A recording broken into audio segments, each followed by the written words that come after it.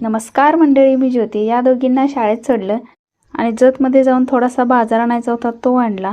आता तुम्ही म्हणत असाल ही काय करतीये, तर मी बनवतीये बाप्पांसाठी मोदक. आमच्या मानकेश्वर गणेशोत्सव मंडळ या मंडळाच्या गणपतीची पूजा आज आमच्याकडे होती. मग काय मंडळी, पटापट गूळ किसून घेतला, सारण बनवलं आणि आता बाप्पांसाठी हार पाहिजे म्हणून मग मी गेले फुलं आणायला. ही माझ्या भावाची बाग आहे बघा, तळ्याच्या काठाला. एकदम छान वातावरण आहे. थोडीशी फुलं आणली हार करण्यासाठी आणि फुलं ठेवली आणि मोदक तयार करायला सुरू केलं. आणि एका गॅसवर होणार नाहीत म्हणून दोन्ही चुलीवर ठेवलेत बघा, तिकडं इकडं. आणि गॅसवर पण एक ठेवला आहे.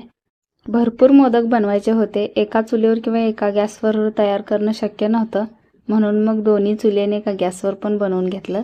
मी, स्वातीताई आणि आमची आत्या, आम्ही तिघीजण मिळून हे बनवतोय. उकडीचे मोदक बनवतोय. इकडं करूसपर्यंत तिकडे उकडलेले पण आहेत. कसे दिसत आहेत मला नक्की कमेंट करून सांगा. बाप्पा घरी आल्यावर वातावरण कसं सगळं छान भक्तिमय होतं ना, तसंच आमच्याही घरी झालेलं आहे बघा. बोलत बोलत गप्पा मारत पटापट मोदक बनवून झाले. थोडेसे थंड होऊ दिले, कारण गरम असताना एकमेकांना चिटकतात मोदक. थंड झाल्यावर एका डब्यामध्ये भरून घेतले आणि बाप्पांसाठी हार तयार केला. एक छान बघा हार कसा झालेला आहे. मी घरीच बनवलाय. संध्याकाळच्या धारा वगैरे काढून आवरून निघालो आम्ही मंदिराकडे. मंदिरात आल्या आल्या आम्हाला मंडळाचे छोटे कार्यकर्ते भेटले. बाप्पांचं दर्शन घेतलं आणि एक व्हिडिओ बनवलाय सिनेमॅटिक, म्हणजे थोडा प्रयत्न केलाय. बघा तुम्हाला कसा वाटतोय, कमेंट करून नक्की सांगा.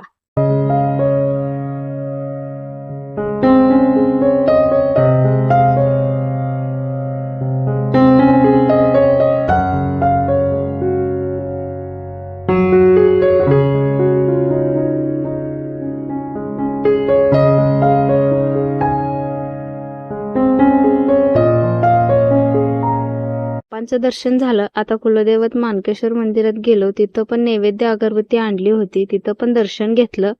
आणि आता आरतीला वेळ होता, तोपर्यंत हार आणलेला घालून घेतला गणपती बाप्पांना.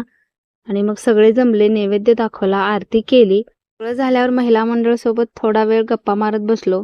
खूपच वेळ झाला, मग निघालो घरी. असा होता आजचा माझा दिवस. धन्यवाद.